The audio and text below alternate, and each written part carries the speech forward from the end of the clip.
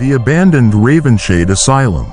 The rain drummed lightly against the windshield of the motorcycle, creating a rhythmic tapping in the otherwise silent night. Tom and Kate pulled up in front of Ravenshade Asylum, a place that sent a distinct chill down their spines, even for seasoned ghost hunters like them. The asylum's towering, rusted iron gates loomed before them, barring entry like a sentinel guarding its secrets.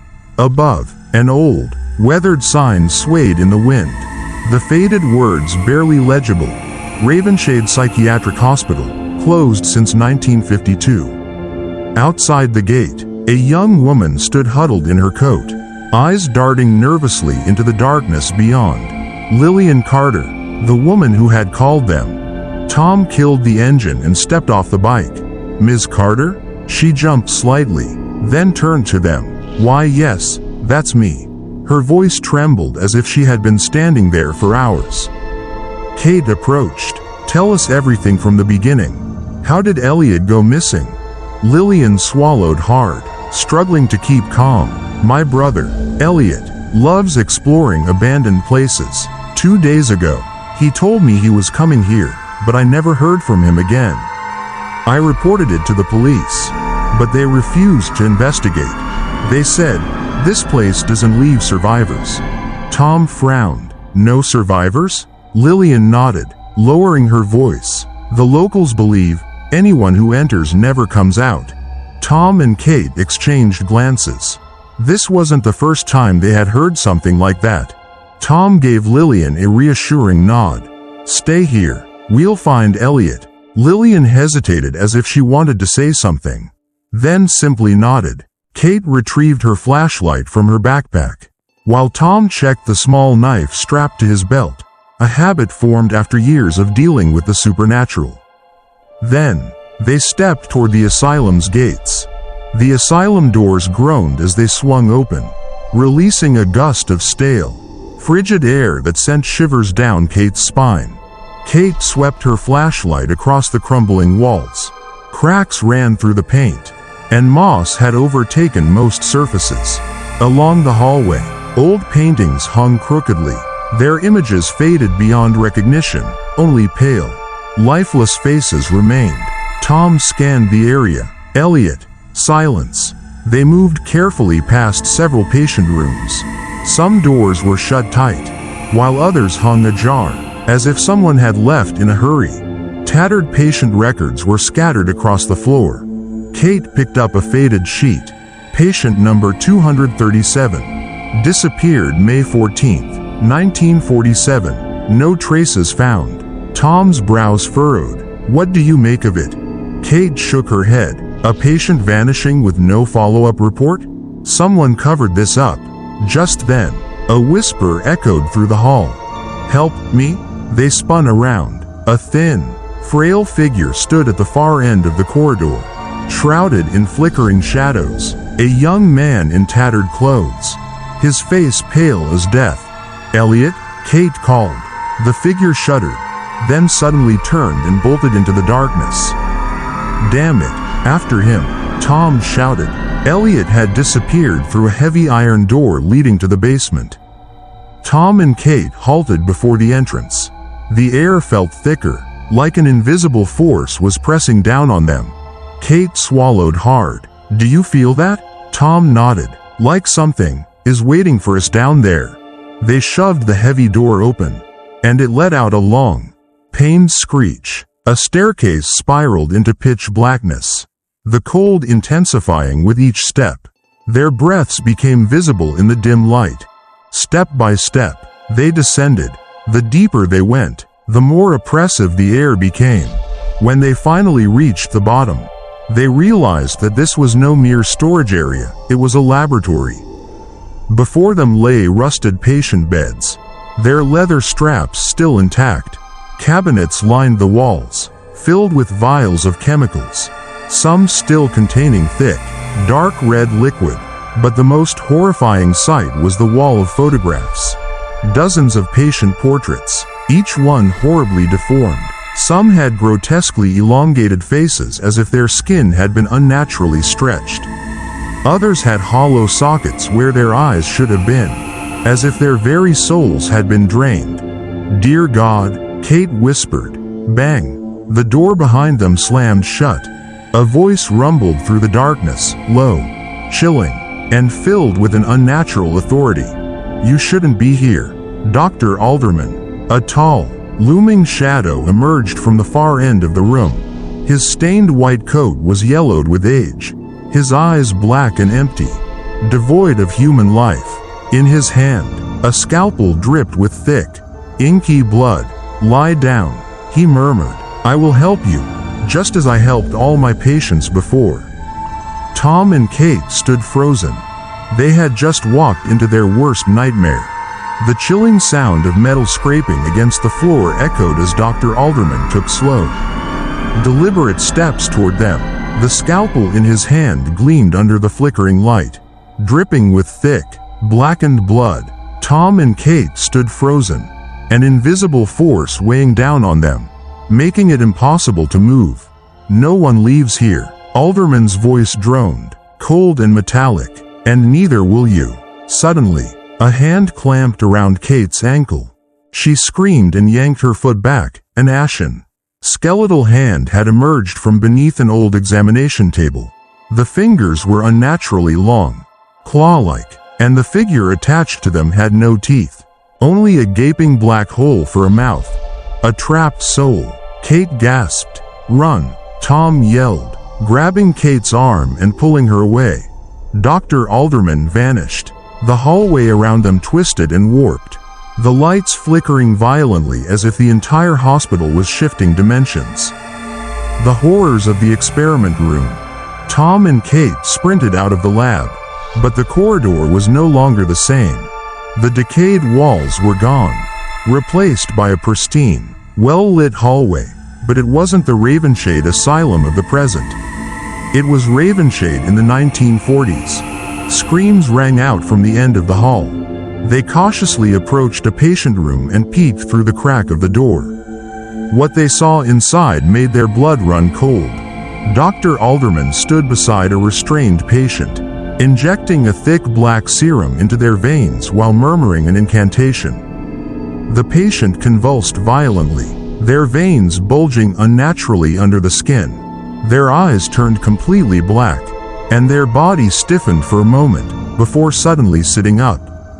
But something was wrong.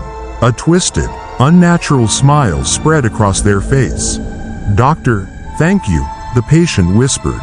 Alderman nodded and scribbled in his notebook. "Success. Another soul harvested." Kate's voice was barely audible. He wasn't curing them. He was turning them into something else. Suddenly, the patient's head snapped towards them, locking direct eye contact through the door crack. "Run!" Kate shrieked. Tom and Kate bolted down the hallway, but the asylum was still changing around them. Patient room doors flew open, and disfigured patients began crawling out, their sagging skin hanging loosely from their bones, their eyes hollow and empty. A clawed hand swiped past Kate's shoulder, just missing her neck by an inch. She whirled around and kicked one of the creatures hard in the chest, sending it staggering backward. "We need to find an exit," Tom yelled. At the far end of the corridor, a metal door with the words, "Emergency Exit," glowed faintly in the dim light. They sprinted toward it, but an invisible force field stopped them in their tracks. Behind them, Dr. Alderman emerged once again, but this time, his face was gone. His skin had peeled away, leaving only a grinning skull with hollow black sockets. "Don't bother," he whispered. "You belong to me now." Kate frantically scanned the area, then noticed something. There was a large mirror beside them, and in the reflection, the hallway looked different. No grotesque patients, no alderman, only an open door. "Tom, look at the mirror." Tom understood immediately. "We need to go through it." Without hesitation, Kate grabbed Tom's hand, and they lunged into the mirror. For a moment, it felt like their bodies were stretching apart, pain ripping through their limbs. And then they crashed onto cold, hard ground. They gasped for breath, realizing they were outside the hospital gates. Lillian was still there, staring at them in terror. "My God, you two disappeared for nearly 3 hours. I thought." Kate turned back to the asylum. "How long were we really inside?" Tom faced Lillian. "We saw Elliot, but he's not Elliot anymore." Lillian's hands trembled, tears streaming down her face. Tom rested a hand on her shoulder. "You need to leave this place. No one can save him now." Lillian stared at them for a long time before nodding in silent grief. They climbed onto the motorcycle, glancing at the hospital one last time. On the second floor, behind a shattered window, Dr. Alderman's silhouette still stood there, watching them. His empty grin was the last thing they saw before speeding away from the cursed place, leaving Ravenshade Asylum and its trapped souls forever.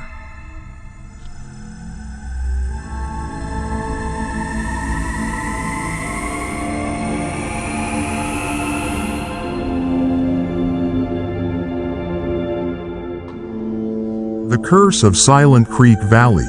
My wife, Kate, and I have heard many legends about cursed lands across America.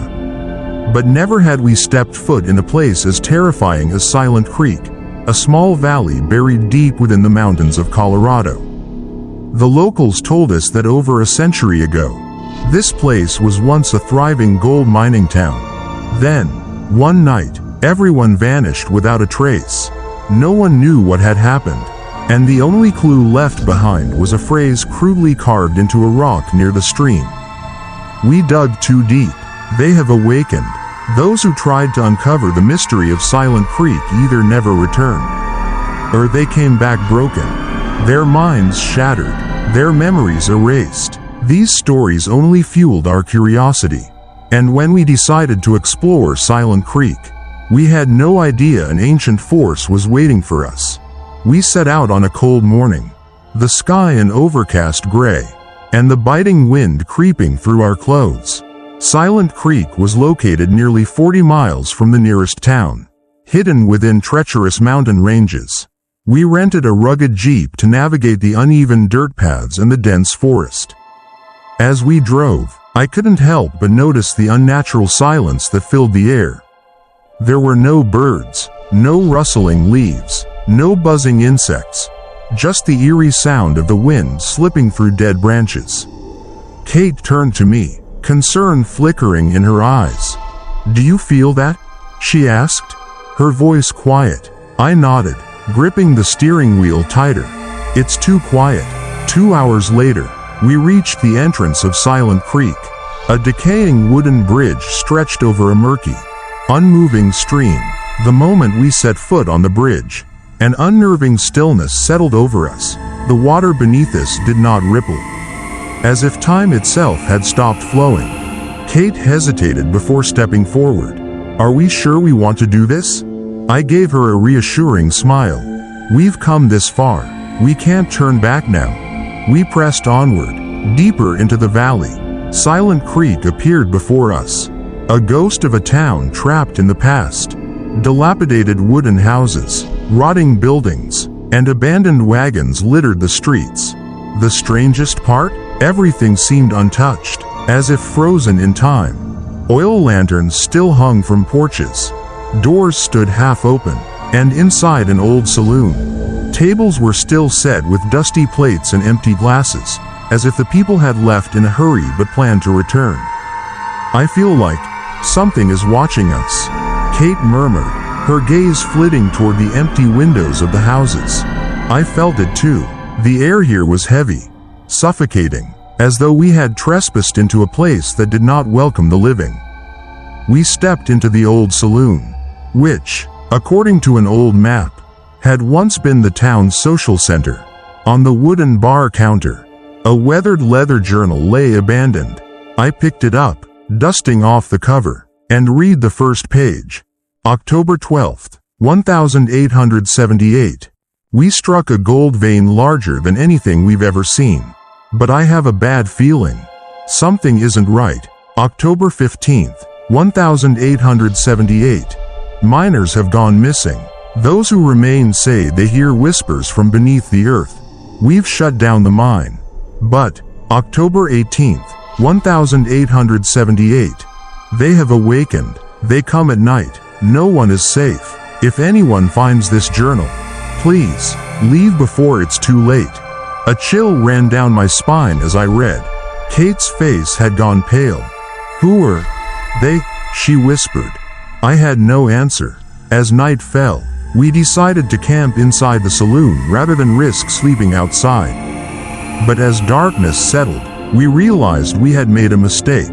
At midnight, a sound echoed through the abandoned streets. Footsteps. Kate and I held our breath, listening. Thump, thump, thump.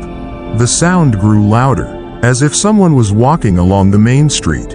But when I peeked through the window, there was no one there. Kate's voice was barely a whisper. Should we leave? Before I could respond, a voice spoke right behind us. You shouldn't be here. We spun around. No one was there. Suddenly, every oil lantern in the saloon flickered to life at once. On the dusty mirror behind the bar, words appeared, scrawled as if by an invisible hand. Leave before sunrise. A bone-chilling fear seized me. Kate clutched my arm, her breathing unsteady. Should we heed the warning, or continue uncovering the secrets of Silent Creek? Kate's grip on my hand tightened, her body trembling. I could feel her fear seeping through her fingertips. We had no choice now but to face whatever was lurking in the darkness of Silent Creek. I raised my flashlight and swept its beam across the room. The words on the dusty mirror still glowed eerily. Leave before sunrise. Kate whispered, her voice barely above a breath. Should we listen to the warning? I shook my head. If we leave now, we'll never know the truth about this town. She bit her lip, then nodded. But we need to be careful. As soon as I spoke, the footsteps outside resumed. This time, they were louder, more deliberate. They echoed through the deserted street, like someone was pacing back and forth. Kate hesitated, then peeked through the cracked saloon window. Her sharp intake of breath sent a chill down my spine. Tom, you need to see this. I stepped beside her and peered outside. My stomach turned to ice. A line of shadowy figures stood motionless in the middle of the street. They had no faces, just dark, featureless silhouettes, but I could feel their gazes locked onto us. Then, as if receiving an invisible command, they started moving toward the saloon. Run, I shouted, grabbing Kate's hand. We bolted for the back door, shoving it open with a loud creak. The figures outside didn't chase us, not in the way a living person would. Instead, they glided forward, their movement unnatural, almost floating across the ground. The air was heavy with whispers, voices that weren't our own. My mind screamed at me to not listen, but the words still seeped in. You shouldn't have come. You will never leave. They are watching. Kate stumbled, her foot catching on something. She cried out, falling hard onto the dirt road. I spun around to help her, but then I froze. The ground beneath her was moving. Pale, skeletal hands were emerging from the dirt, clawing at her legs, trying to pull her down. I grabbed Kate's arms and yanked her away, the skeletal hands retreating into the earth as if they had never been there. We stumbled into a small, decaying wooden house nearby, slamming the door behind us. Panting, we turned to scan the room. There, on a dust-covered table, lay a journal, its worn pages open as if someone had just been reading it. I hesitated, then picked it up. The final entry sent a shudder down my spine. October 20th, 1878. We made a mistake. We should have never dug so deep. They did not want us here. The survivors have left, but I cannot. I am the town's mayor, and I must pay the price for my mistakes. If you find this journal, save me. I am still here. I turned to Kate. Mayor Blackwood, he's still here. Kate's face was pale, but if he wrote that in 1878, how could he still be alive? A cold breeze swept through the room, fluttering the pages. A whisper slithered through the air. We weren't alone. A towering shadow loomed in the doorway. We didn't hear it enter. It simply appeared, its white eyes gleaming in the dim light. My breath caught in my throat. Who are you? I forced out. The figure did not move. Then, in a voice like crumbling stone, it spoke. You have seen too much. Leave now, or stay forever. Kate squeezed my arm. Tom, we need to go, now. But I couldn't look away from the shadow. Are you, Mayor Blackwood? The figure hesitated. Silence stretched between us before it nodded. I have been here for centuries. They will not let me go. And now, they will not let you go either. The temperature in the room dropped drastically. The walls began to darken, inky shadows spreading like veins. The house was being consumed by something unnatural. Run, Kate screamed. We tore through the front door, sprinting down the street as the shadowed figures closed in from every direction. Their whispers were deafening now, a chorus of voices that promised we would never leave. Our Jeep was still parked at the entrance of town. It felt miles away. My legs burned, but I forced myself forward, dragging Kate along with me. As we neared the bridge, a final voice echoed behind us. You will return. No one ever truly leaves. I gunned the engine, the tires kicking up dust as we sped out of Silent Creek. When I finally dared to look in the rearview mirror, the town was gone. No buildings, no bridge, just an empty stretch of forest, as if Silent Creek had never existed. Kate exhaled sharply. Do you think it was ever real? I gripped the steering wheel, my knuckles white. I don't know, but I never want to go back. But deep down, I knew the truth. Silent Creek was waiting, and it would never forget us.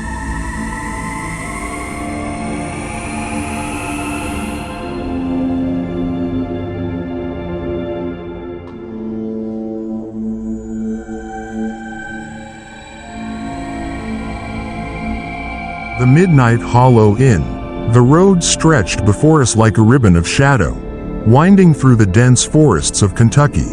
The further we drove from Silent Creek, the more the oppressive weight of that cursed town seemed to lift from our shoulders.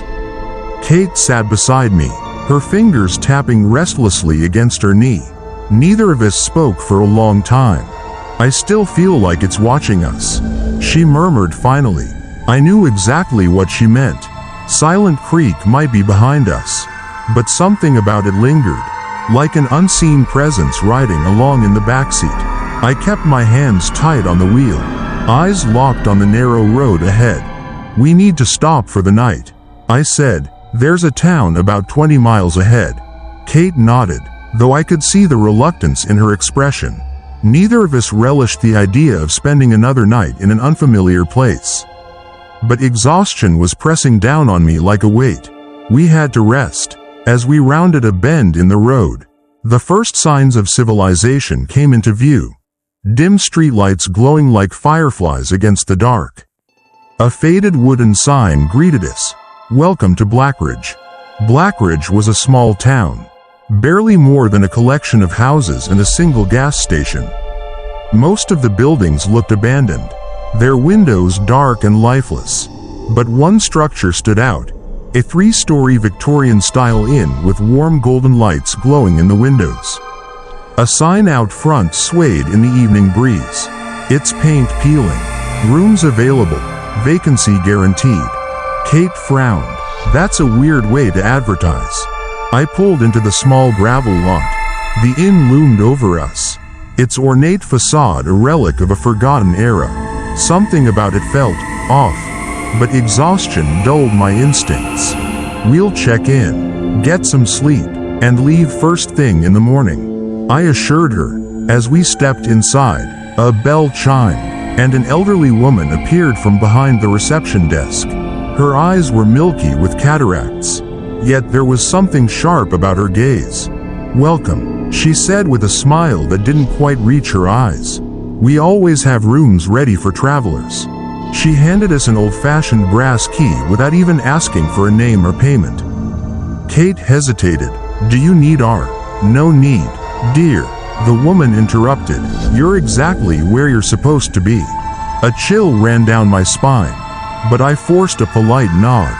We took the key and headed upstairs. Our room was unsettlingly pristine, too clean for an old inn. The bed was neatly made, the antique furniture gleamed, and a clock on the nightstand ticked softly.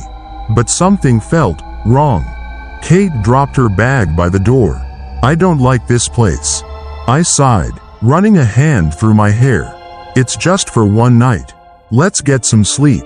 But sleep didn't come easily. At exactly midnight, I woke up to the sound of footsteps outside our door.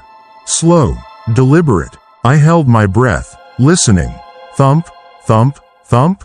Then, a whisper. Not from the hallway, from inside our room. Kate bolted upright. "Did you hear that?" Before I could answer, the mirror across the room began to fog, as if someone was breathing against it.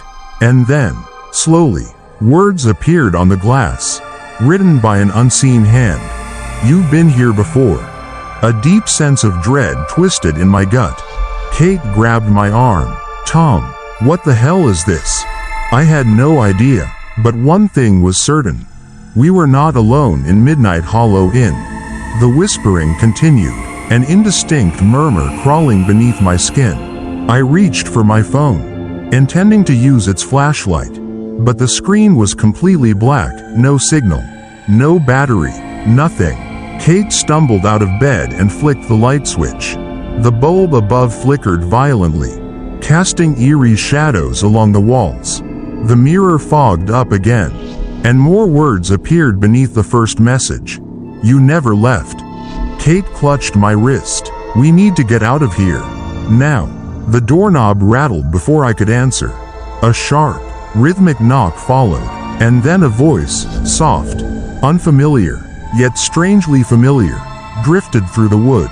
"Mr. and Mrs. Holloway, your room service has arrived." The name Holloway sent a shudder through me. That wasn't our name, but something in my bones told me it had been. Once, Kate and I exchanged a look. "Tom, do you remember checking in?" I swallowed hard. I don't know." The knocking intensified. The light flickered one last time. And then, the door swung open on its own. Kate clutched my arm, her fingers digging into my skin as we both stared at the mirror. The words written in the fog still lingered. "You've been here before." My mind raced. Was this some kind of trick? A hallucination brought on by exhaustion? But deep inside, I knew better. Something about this place was wrong. And whoever, or whatever, was writing those words wasn't just trying to scare us. They were telling the truth. I grabbed Kate's hand and pulled her towards the door. We needed to get out, now. But the moment I yanked it open, a blast of freezing air hit us like a wall. The hallway outside was different. The wallpaper, once faded and peeling, now looked pristine. The dim light bulbs in their fixtures flickered, but instead of the warm glow they had earlier, the light was bluish and sickly. And worst of all, the corridor stretched impossibly long, extending into the darkness far beyond what should have been the small three-story inn. This wasn't like this before, Kate whispered. I stepped forward, cautiously. The floorboards creaked under my weight. The sound too loud, too distorted, like echoes of 1,000 footsteps. Then we heard it. A door slammed shut somewhere down the corridor, followed by another, and another. The sound rippled towards us, growing louder, closer. Something was coming. We turned and rushed back into the room, slamming the door shut behind us. I locked it, stepping back just as the footsteps halted directly outside. Silence. Then, tick, tick, tick. I turned towards the bedside table. The small brass clock still sat there, just as it had when we arrived. But the time hadn't changed. It still read 12 a.m. We had been here for what felt like hours. And yet, time had not moved. Kate grabbed my wrist. Tom, what if we can't leave? What if we never left Silent Creek at all? I wanted to tell her she was wrong, that this was just another nightmare we could escape. But when I looked at the mirror again, new words had appeared beneath the first message. You never left. Kate backed away from the mirror, shaking her head. No, this isn't real. We just need to get downstairs. Get to the car. And a knock at the door. Soft, almost polite.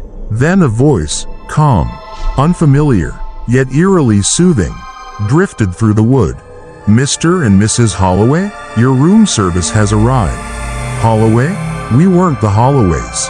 That wasn't our name. But somehow, hearing it sent a cold shock of familiarity down my spine.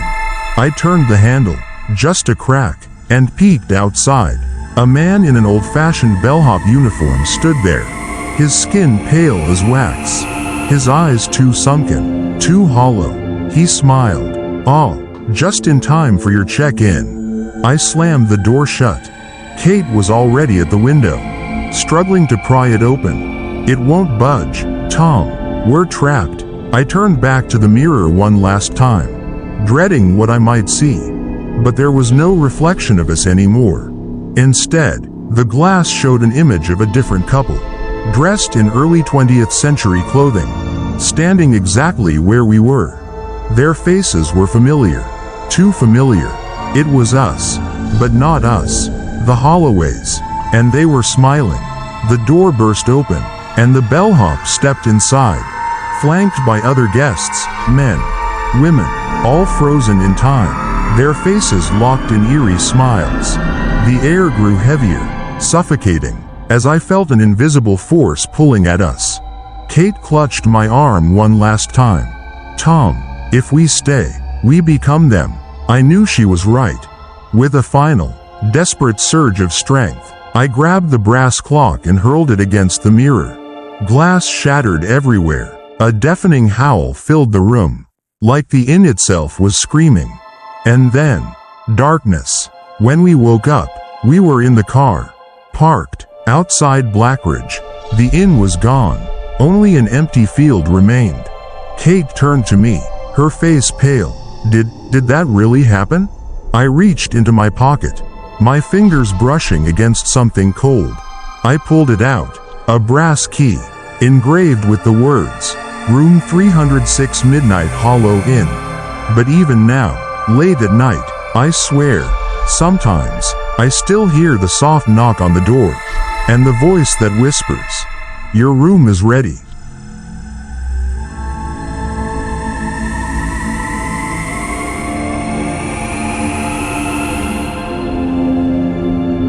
A motorcycle roared beneath me as we sped out of the eerie forest, leaving behind the howling wind rustling through skeletal branches. The scent of damp earth, decaying wood, and lingering ash still clung to the air, as if Midnight Hollow wasn't quite ready to forget the ones who dared to step into its domain. Kate sat behind me, her breath still uneven. I could feel the way she held onto me, tighter than before, like a tether pulling us back to reality after the nightmare we had just survived. Neither of us spoke for miles. There was nothing left to say. What had happened there defied logic, and no words could erase the things we had seen. It wasn't until the faint glow of a distant town appeared on the horizon that Kate finally broke the silence. "Are you sure we actually left that place?"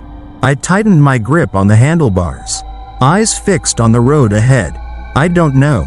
A cold gust of wind swept past, sending a shiver down my spine. Not because of the chill, but because deep down, I knew that Midnight Hollow, just like Silent Creek and all the other places we had wandered into, never truly let go of those who crossed its threshold. I glanced at the rearview mirror. Just an empty road. No one. Nothing. And yet, somewhere deep in the corners of my mind, I could swear I saw something, or someone, watching us. Kate must have felt it too. She squeezed my arm gently, a silent reminder that, no matter what, we still had each other. We would keep going, keep searching, keep uncovering the mysteries hidden between the edges of two worlds. But sometimes, I wondered, would we ever find what we were really running from?